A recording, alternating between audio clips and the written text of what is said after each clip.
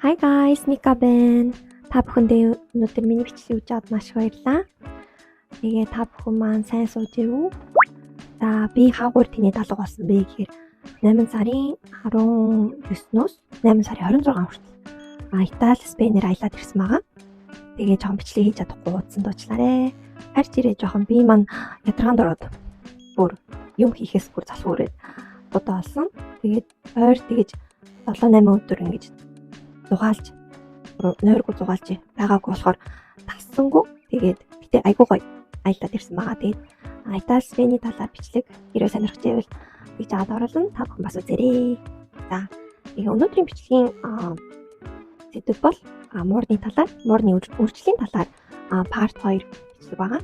Энэ бичлэг дээр та бүхэндээ муурны заслаг, одоо Спей заслаг, тэгээд эр муурны заслагын талаар танилцуулъя гэж бодож байна. Тэгээд ер нь Японд бол яаж одоо дараалал хийгддэг гэдгийг бас танилцуулъя. Гэтэ Монголд бас адилхан байх гэж бодож байна л та. Тэгээд Спей заслаг хийлгэхэд сайн тал, муу талыг бас танилцуулъя. Тэгээд ер нь бол муур анх дижээж ахт бол бүх хүмүүс засуулах уу, яах уу гэдэг дээрээ ер нь бол сонголт айгуу тийм хэцүү шийдвэр гаргадаг. Тэгээ би анхудаа маруныг засуулахад бол нэг удаа бас үржүүлээд тэ жижигхэн марунтай болох юмсан гэж бодож исэн. Энэ бол бүх муур дижээжсэн хүмүүс бодож исэн баг л та. Гэтэ би одоо маруныг засуусандаа бол зөв шийдвэр хийсэн гэж бодож байгаа. Тийм болохоор та бүхэн маань бас энэ бичлэгийг үзээд сайн бодож тунгааж өөрийнхөө муурт хамгийн одоо хэрэгтэй шийдвэрийг хийдээсэй гэж хүсэж байна. Тэгээд Спей заслаг гэдэг маань би бол хамгийн 100% талаг арга гэж бол хэлэхгүй. Биднэрт одоо байгаа одоо им уулгаж ороог нь дарах ч юм уу те хөвчүүлээд тэр чигээр ингээд орхих ч юм уу засуулаад ингээд авч үлдэхгүй гэдэг янз бүрийн сонголтын дотор хамгийн ер нь бол одоо байгаа сонголтын дотор хамгийн дэжгүй сонголт бол гэж бодож байгаа болохоор ер нь бол засуулах тал дээр бас сайн бодож үзээ дэмжтэйгээ ярилцаж үзээсэй гэж хүсэж байна. За би өөр жоохон ярихтаа сайн болцсон юм уу? Энэ бол ингээд ярихтаа амар тийм ингээд сайн бодож бол видеого амар ингээд зогсоож үзсэн байхгүй. Одоо л амарлаг ингээд Монгол гараад. Тэгвэл гол сэдвүүгээ орцоо. За муурыг бол ер нь засуулахад бол энэ муур ир муур ер нь бол 6 сар тагаас нь ахуулаад орон орж эхэлдэг учраас 6 сартаагаас нь хойш засуулах тал дээр дэмжтэйгээ зөвлөгөө авдаг байгаа.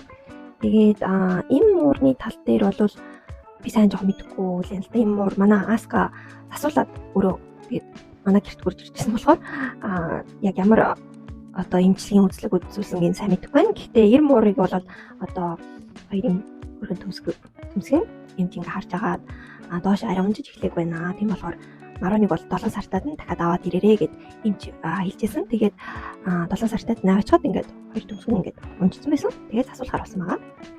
Тэгээ маруныг бол би яаж 7 сар хүртэл ороог нь оруулахгүй ингээд байлгаж чадсан бэ гэхээр биш тий. Эр муурын одоо инстинкт байгалийнхын чадвараар одоо энэ муурны ороо орсон дуу одоо ям гэдээ болж байгаа сугарч байгааг нь сонсохоор эр муур ингээд ороо нь орж эхэлсэн нэ. Тэгэхээр би 7 сар хүртэл нь бол хамаг хаалга үүдээ хангаад ер нь бол тийм гаднаас муурны дуу чимээ гарахгүй маруунд ер нь мэддэхгүйгээр 7 сар хүртэл нь бол байлгасан. Тэгсэн чинь 10 ерөөсөө тэг жишээсээ одоо цацах ч юм уу муухай ажиллах ч юм уу тэг гарч цухтах гэсэн үйлдэл бол агаагүй. Нэг юм нь бол нөгөө үрийн шингэн бол ялгарч гарч ирсэн. Гэтэ ерөөсөө зам маань өөрчлөгдөхгүйгээр яг тэр чигээрээ ингээд өөрхөн чигээрээ байж байгаа л тэгэл засуулсан байгаа болохоор магадгүй бас миний тэр тэг хаалгуудыг хаагаад дуу чимээ нэг гаднаас оруулахгүйсэн гэдэг нь үйлчилсэн байж магадгүй. За энэ мөрний тал дээр л миний нэг мэдэх арга бол тэр байна. За тэгээд одоо нийс засалд орохынхаа өмнө бол заавал биеийн одоо үзлэгт ордог. Энэ үзлэг дотор нь бол наркоз дааж чадах уу гэдэг биеийнх нь хэмжээ одоо тэгээ зүрхнийх нь одоо энэ цохилт зүрхэнд нь ямар нэгэн өвчин байхгүй юу бас бүхэлдээ ингээд те ямар нэгэн асуудал гарахгүй гэдэг нь бол заавал эмч биений үзлэг заавал хийдэг байгаа. Хэрвээ танаа эмнэлэгт тэгж үзэхгүйгээр хэрвээ одоо засуулж ийгсэн байдалтай байвал заавал эмчтэй зөвлөгөө авч одоо биеийн заавал шалгаарай гэж хэлж байгаарэ. Эсвэл өөр эмнэлэгт очиж засуулаарай гэж хүсэж байна. Тэгэхгүй миний бас таньдаг хүний тал дээр бол тэгээд ерөн сайн шинжилгээ хийхгүйгээр мессеж орсон чинь ингээд энэ насанд нь халдсан асуудлаас гарч исэн болохоор заавал биенийхэн шинжилгээг оруулж агаарэ гэж хүсэж байна. За тэгээд вакцин. Танай мууртын хэрвээ одоо засуулгынхаа өмнө бас вакцин хийх хэрэгтэй байх юм бол юу ч гэсэн засуулгынхаа өмнө 2-7 хоног юм заавал вакцинаа хийгээд дуусгацсан байгаарай. Одоо нэг доор одоо нэг вакциныг хийгээд засуулгаад нэг доор нэг өдөр тэгэж бол хийж болохгүй. Тэр ийм жижигхэн амьтны биед бол маш их ачаалал хүндрэл байгаа учраас заавал 2-7 хоногийн өмнө вакцинуудаа хийгээд дуусгасан байгаарай. За тэгээд хоолны тал дээр одоо мэс засал хийхийн өмнөх шөнийн 0 цаг хүртэл хоол нийлүүлээд дуусгацсан байх хэрэгтэй. Тэгэхээр та мэс заслын өглөө нь бол хоол өгч болохгүй гэсэн үг. За усны тал дээр бол мэс заслын өдрийн 9 цагаас өмнө ус өгсөн байх гэж болно. Зүгээр. Тэгээ 9-өөс хойш бол хоол бол ерөөсөө өгч болохгүй. Хоолыг бол өмнөх оройных нь 12 цаг хүртэл. Усыг бол мэс заслын өдрийнх нь 9 цагийн өмнө нь уулгацсан байх. За яагаад хоол өгч болохгүй вэ гэхээр муурч ингээд оркодонд ороод хотоодон дотор байгаа хоол ус ингээд буцаад дээшлээд хоол нь богдоод ч юм амьсгал нь богдоод одоо нас гарах асуудал өгдөг учраас заавал хоолыг одоо сойж агаад мэс засалд оруулах хэрэгтэй байдаг. За тэгээ мэс засал маань бол ир муурын мэс засал бол нэг 20-25 минут болдог гэж байна. Энэ муурын мэс засал бол нэлийн удаан 1 цаг хавцаа одоо мэс заслын ордог гэж байна. 1 цаг мэс засалд ордог гэж байна. За тэгээд мэс заслын ер нь бол процесс гэх юм бол ир муур бол одоо төмсгөнийх нь хэсгийг үсийг тусаад нөхөн голгоод тэгээд доторх одоо төмсгэн гаргаж ирээд авах гэсэн тийм мэс засал байгаа. Тэгээд ойдол бол тавьдаг байгаа. Тэгээд дотроо хайлдаг утастай ойдол байна. Эсвэл хайлахгүйгээр 7 хоногийн дараа эсвэл 10 өдрийн дараа утсыг авах. Аягаар одоо ойдог байгаа юм аа. За энэ муурны мэс засал бол одоо муурны хүүснийх нь хэсгээс нь доод талд нь зүслэг хийгээд тэгээд өндөгчийг авах юм уу эсвэл өндөгч ба цавыг авах мэс засал хийдэг байгаа. Энэ бол тэгээд 1 цаг хавцаа болдог гэж байна.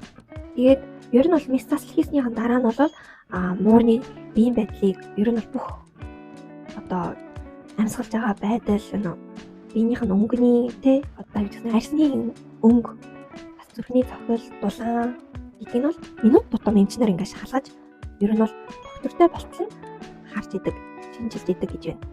Тэгээ Монгол бас тийт байгаасаа гэж хүсэж байна шүү. Анги эмчнэр бас бийж магадгүй учраас та илгээ сайн эмчнэртэйгээ ярьж эмчнэртэй энэ бол миний хамгийн хайртай муур байгаа. Та ингээд хамгийн одоо анхаарал хандуулаад мэс засал хийж өгөөсэй гэж юу нь бол хэлсэн дээр идэв. Би бол 11 бол мэс засал оруулах нь бол эмчд бол өстой нилээ. Манай муурыг сайн хараарэ гэж хэлчихсэн. За тэгээд мэс заслаас гарч ирсний дараа бол Элизабес одоо үзүүч эсвэл энэ муур бол Элизабес хувцас гэж байдаг байгаа. Эдэн тэг яадаг вэ гэхээр шүү дээ. Элизабес гэдэг үзүүч нь бол одоо шархаа 7 хүн тул зөөлөгдөг байгаа. Тэгээд энэ муурных бол ингээ гидснийхаа энэ нэлээд том шархтай учраас хувцас өмсүүлдэг байгаа.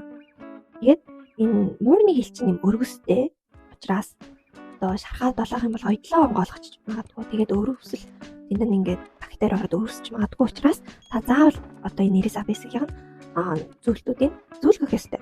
Тэгээд миний постн дээр эмч зөвлөсөн хэрэггүйгээ бичсэн байсан гэд гайхаад хэрэгэндээ долоогоод ойдлын онгойлгоо бактери орчих юм бол хин хариуцах юм тийм. Тийм учраас юу ч гэсэн зөвлөлтийн бол 7-10 өдөр бол заавал зөвлөх хэрэгтэй. Тэгээд ер нь бол өргөдөлтэй санагдаад тайлмаар санагддаг. Гэхдээ та 7-10 өдөр л тэсчих. Тэгэхгүй та өргөдүүд ингээд тэр зөвлөлтийн тайлчих юм бол дахиад эмнэлэг очиж үзүүлэх хэрэгтэй болоод эдгэрэх цагийн хугацаа нь илүү урт болчих нь учраас энэ Элизабескара хувцсыг бол бити тайлаасай гэж хүсэж байна. Тэгээ эмнэлгээс цаанаас нь цэвэрлэх одоо им уулгах юм гэдгийг бас өгж байгаа. Тийм болохоор шархын та одоо тэр имээр ингээд цэвэрлээд хувцсыг өсвөлж эсвэл тэр зөвлөлтийн зөвлөгч. Тэгэл имийг улгаал 7-10 өдрийн дотор бол айгүй хөргөн сэргээд идэгэрсэн байдаг учраас санаа зовлтгүй одоо тий дөрвөн журмын дагуу асаасай гэж хүсэж байна. За тэгээ гэртээ муураа авчирлаа. Тэгэхээр биеийн байдлын та сайн ажиллаж хараасай гэж хүсэж байна. Маш их цус алдах, хоол идэхгүй байх, ерөөсөө босч гүйхгүй байх, тий эсвэл одоо цэцэг алдах ч юм уу, эсвэл шээс, бад эдэн цус одоо наалтсан байх ч юм уу, тий эсвэл сэтгэл зүйн хувьд, муурны чинь хувьд ингээд өөрчлөлт орсон. Та ингээд миний муу мөн үү гэж бодмоор те үйлдэл орилж бахирах ч юм уу те тийм сонио үйлдэл хийжэл заавал эмчид хандаж үзүүлээсэй гэж хүсэж байна. Тэгээ бас ойсон газар нь ангаагаад шархан ингээд ангаацсан байх юм бол хурдан эмнэлэгт очиж үзүүлээсэй гэж хүсэж байна. За тэгээд хайлтгүй хугацаар ингээд ойсон бол 7-10 өдрийн дараа одоо тэр ойдлын авахаар та дахиад эмнэлэгт очиж үзүүлэх хэрэгтэй. Тэр үедээ та одоо муурныхаа бас бүхэл бие ингээд эмчтэй үзүүлээ. За энэ асуудал байна. Ингээд месасл нь одоо ямар ч асуудалгүй дууссан байна гэдгийг 7-10 өдрийн дараа эмчээсээ сонсох хэрэгтэй байдаг байгаа. Тэгээд усанд оруулахдаа бол энэ ойдлын авсны 3-4 өдрийн дараа усанд оруулж болно. Тэрнээс өмнө бол оруулахгүй байхыг хүсье. Ер нь бол тэгтээ 1 сарын дараа усанд оруулах болох байхаа. Нэг тэгээд угааж бариад те бас ханаад төрчих юм уу эсвэл ойдлт нь бас тэр шарханд нь бас те бактери орсон байж магадгүй юм чинь бас миний бодлоор бол би л 1 сар бол усанд оруулахгүй байх гэж бодож байна. Тэгээд месасл хийсний дараа муурны биеинд ордог өөрчлөлт гэдэг нь бол одоо энэ өндгөвч төмсөг их одоо эртнүүд чинь гормон ялгаруулж идэг. Энэ гормон ялгарахгүй ер нь баг ялгардаг болох юм бол муур маань ер нь бол тархалгатай амархан болдог. Ирэн юм байна уу? Энэ муур илүү тархалгатай амархан баг. Тийм учраас хоолыг та өмнөхөөс илүү одоо граммалж эсвэл калорийн багах ч юм уу эсвэл хоолыг одоо жирийн хоол өгөнгөө сайн тоглож хөдлөгчээж одоо тэгж биеийн жингийн сайн анхаарч харж байгаасай гэж хүсэж байна. Тэгээд Монголд айгуу тийм харган мууртай болмоор яаж муурд харгалуулах уу гэдэг заслах хийлгчгээд 5-аас 6 настай байхад бол муурч аяндаа бандаа чинь та баг бандаагаад яана энэ эрүүл мэндийн яана гэж одоо санаа зовн тийм болохоор бити муур албаар бандаалгаарэ гэж хүсэж байна. Угаасаа заслах хийсэн муурал тэгж жагаад аяндаа насны ухаар бандаачдаг учраас тийм залуу дээр нь бол тархалуулах хэрэггүй харин ч сайн тоглоулаад булчинлаг тийм юм спортын маягийн байлгасан дээр бандгар муурчин тэгж жагаад өгшөрөөд бандаагаад хүрээд юм бити санаа зов. За тэгээд месасл хийхэд бол одоо муу тал сайн тал гэж яасан ч бол байгаа. Тийм учраас та бүхэндээ бас хуваалцъя. За муу талд нь бол нэгт бол үржиж чадахгүй тий үржлийнх нь одоо энэ эргэтэн авчиж байгаа гэхээр чи үржиж чадахгүй. За тэгээ хоёрт бол ямар нэгэн месаслын асуудлаар шийсний сувагд нь одоо гэмтэл аваад шийсээ ер нь бол сайн барьж чаддгүй ч юм уу тий янз бүрийн газар очиж жоохон тусаагаа шийддэг ч юм уу тийм асуудал бол гарч иж магадгүй. Гэхдээ тийм асуудал бол бага. Нөх бол сонсож байгаагүй. Тийм учраас бас яг би бас маруныг засуулахтаас бодож илээсэн тэн шээшний сууг муган гимт чим шүү гэдэг. Тэгтээ бол ерөөсөө тийм асуудалгүй болохоор тийм сайн эмчдэр л очиж үзүүлээрэй гэж хүсэж байна. За тэгээд гуравт бол ер нь бол тархална. Тархалахдаа маш амархан болно. Тийм учраас сайн тоглоод биеийн тамир хийлгүүлээд ч юм уу амтдангийн жоохон тий өх хэмжээг нь багасгах ч юм уу гэж зохицуулж байгаарэ гэж хүсэж байна.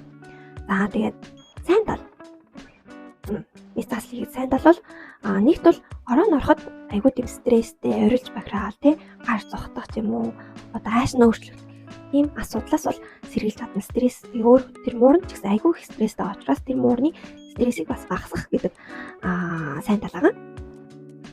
За тэгээд сайн талынх нь хоёрт бол FIB гэдэг өвчнөөс сэргийлэх. Энэ нь бол муурны доох дээд гэсэн өвчин байгаа. Ер нь бол гудамжны мууранд бол одоо гэрийн муурнаас илүү 20 дахин энэ FIB-ийг тусах магадлал өндөр байдаг гэж байна. Тэг ялангуяа эр мууранд бол энэ муурнаас 2 дахин тусахад ер нь бол тусах магадлал их байдаг гэж байна.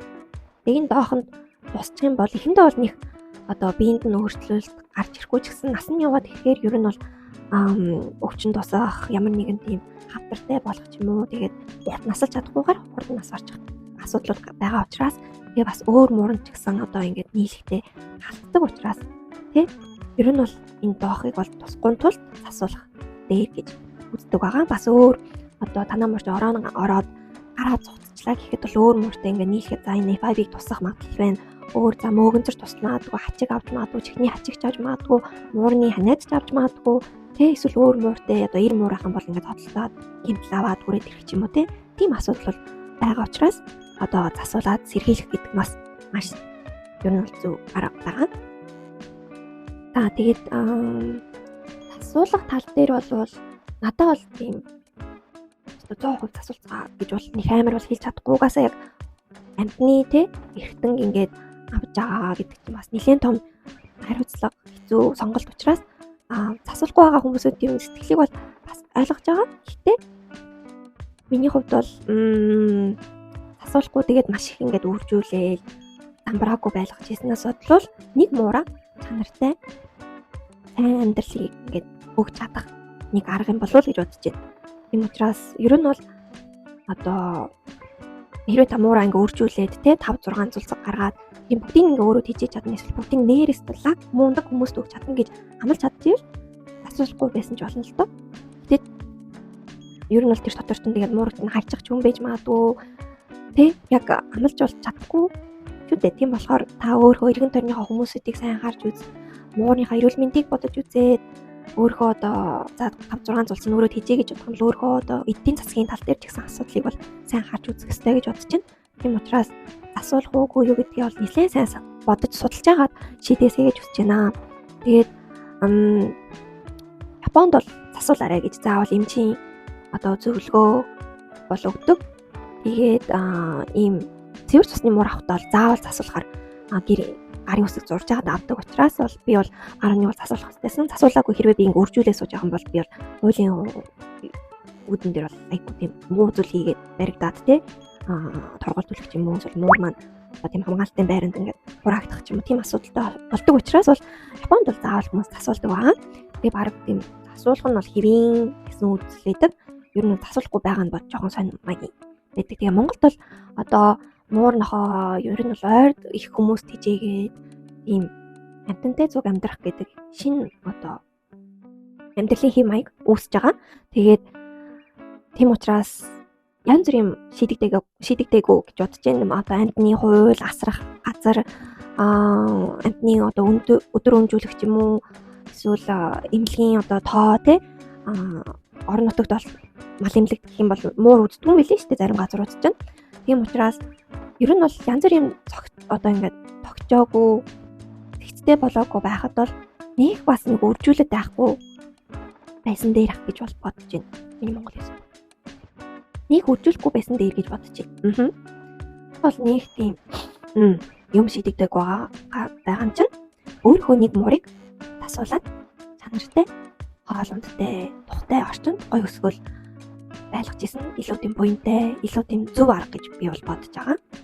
Тэгээд бас хүмүүсийн дотор бол орон нутагт амьдардаг те мал эмнэлэгтэй очиад үзүүлэх боломжгүй ч юм уу эсвэл эдийн засгийн тал дээр ч гэсэн асуудалтай хүмүүс байгаа гэж бодож байна. Тийм учраас бүгд нь бол заавал засуулцгаа гэж бол би болчихгүй.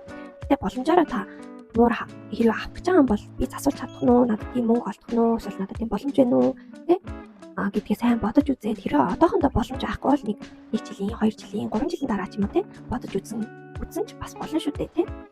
Би бол муур сургууль тахтаа мууртаа хүсэж ирсэн. Гэхдээ би өөрөө одоо хичээл ном те мөнгө төгрөг гэдгийг бодоод хамстер авчихсан. Болгон авч исэн гэж тэ төрсөөр найзуудаараа авахулж исэн. Тэгээд өөрөө ажил хийнгээ цаг ажил ингээд тэр хамстертэй хоолнд аваад өөрөө явдаг байсан. Тэгээд их сургуульд ороод яг манай хамстер жоон авсан ингээд яваад өөд болсон л та. Их сургуульд бол би ер нь их сургуулийн төлбөрийг төлөхөд бол нэлээд бас хэцүү байсан болохоор юун тэр амтан гэж ихтэй эхлээд өөрийгөө бодъё гэж бодоод би ч гэсэн ажилд ороод нэг 10 сар дараа муур авт юм уу гэж бодоод өөрийнхөө эдийн засгийн хувьд бол бас өөрийгөө болгох нь хажуугаар нь те бас жоохон муур тийжээч чадах юм байна гэж бодоод эдийн засгийн ингээ сайн тооцоолж байгаа 11 гэсэн байгаа. Тэгээд ер нь бол өөрийнхөө эдийн засаг одоо байгаа нөхцөл байдалтайгаа сайн ярилцаж бодчихж ер нь бол муур аваарэ эсвэл нохоо ч юм уу өөр амтан энэ хөрхийн амтд чинь биднээс бонхон настай ч гэсэн айгүй их хайр хүсэж айгүй их тийм хайр дулаантай тийм одоо дурсамжийг л хүсэж энэ дэлхийд ирсэн байгаа шүү дээ. Нас барахтаа за нэг 80%, 90% нь таны талаар бодож байгаа шүү дээ. Өө Ника надтай ингэж гоё тоолдог байсан. Би Никад ийм юмд талархдаг ч юм уу. Никатай цог ахтай юм байсан гэд бас өөрхийн нэг 3 настай хүүхдийн ой тогтоолтой ч гэсэн бодох байлгүй дээ. Тэр үед нь та муура одоо хэцүү байдалд байлгах ч юм уу, загныг зоодох ч юм уу те. Тийм уга дурсамж бол үлдээх бол хинч хүсэхгүй учраас боломжтой сэтгэл зүйн хувьд ч гэсэн өөрөө ч гэсэн боломжтой үедээ муурнахаа аваасаа гэж хүсэж байна.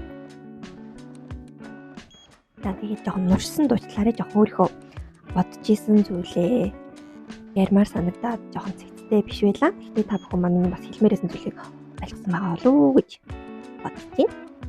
За тэгээд ер нь бол ойрд маш их ийм одоо муур дижээх, нохоо дижээх тал дээр ер нь бол энэ контентыг хийхдээ бодож ирсэн. Би бол нэг тийм ютубер ингээд мөнгө олоод тий амар алтартай олоо гэл явъя гэж бол нэг бодохгүй байгаа. Гэтэ яг бас алтартай бол бас болол гоё л та. Гэхдээ хамгийн чухал нь бол энэ контентаа ашиглаад энэ контентыг ашиглаад Монголд байгаа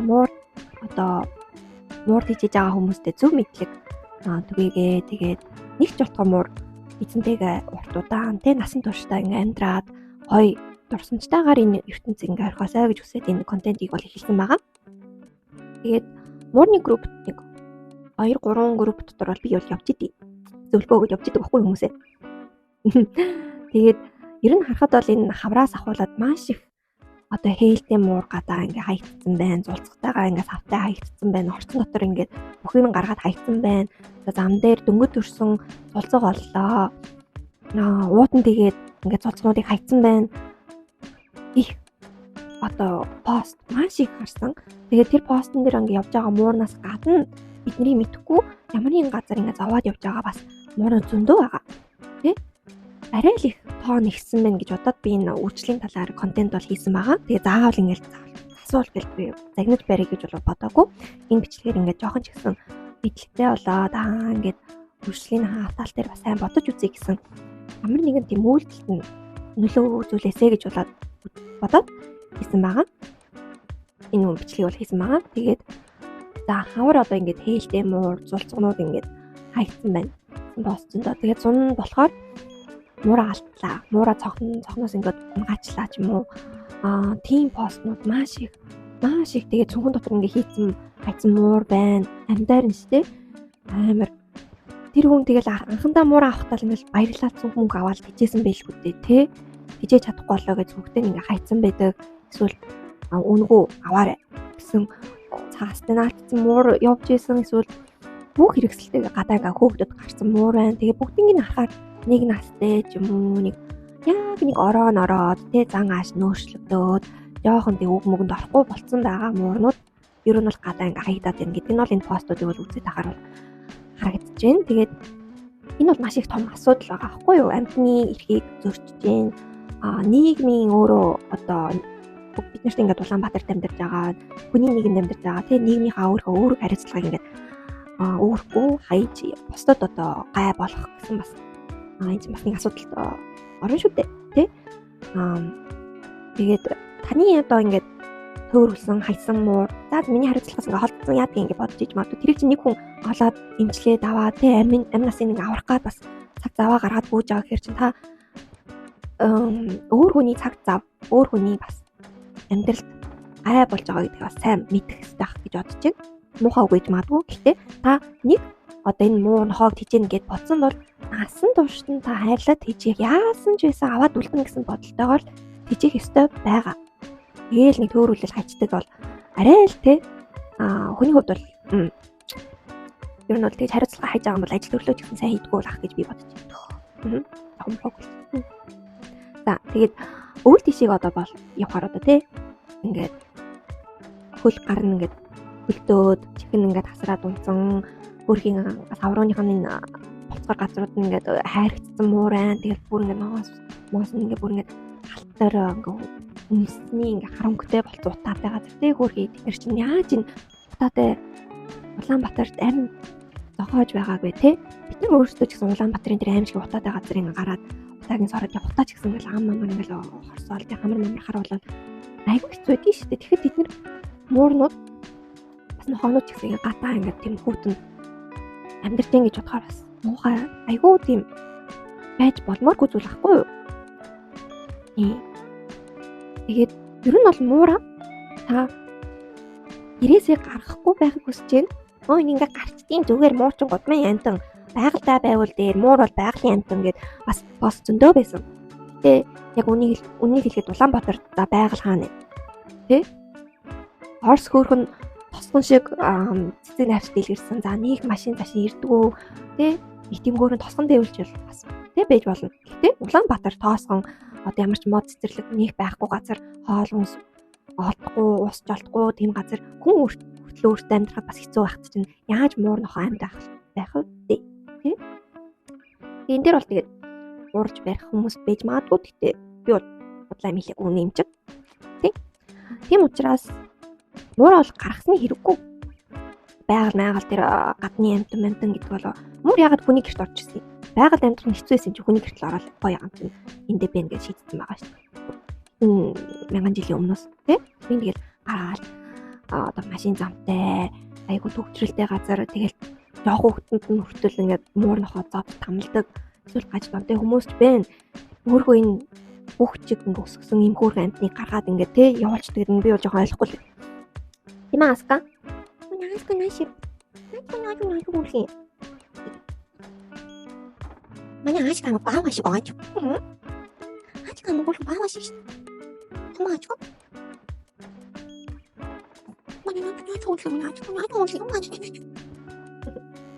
За. Хүн зэнцэн шиг болчихлоо уучлаарай. Тий. За. Яг ч гэсэн үржлийн тал дээр бичлэг маань ингээд дуусч जैन жоохон сүүл рүүгээ жоохон хүмүүн загнаа нуршаа жоохон муухай байсан гэж магадгүй. Тэгтээ би бол буруу нийлээгүй гэж бодож байна. Зөв маа хэлсэн гэж бодож байна. Санал нийлээгүй хүмүүсээ л санал нийлээгүйгээ бас зүгээр комент бичээрэй. Тэгэж бас уурал барихгүйгээр бүгдээрээ би бинийхээ саналыг хуваалцгаая гэж хүсэж байна.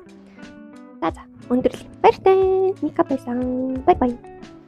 Муурны групп дээр ядаг мал имлэгийн мэдээллийг тавьчих. Тэгээ энийг хийж өгсөн хүнд маш их баярлалаа.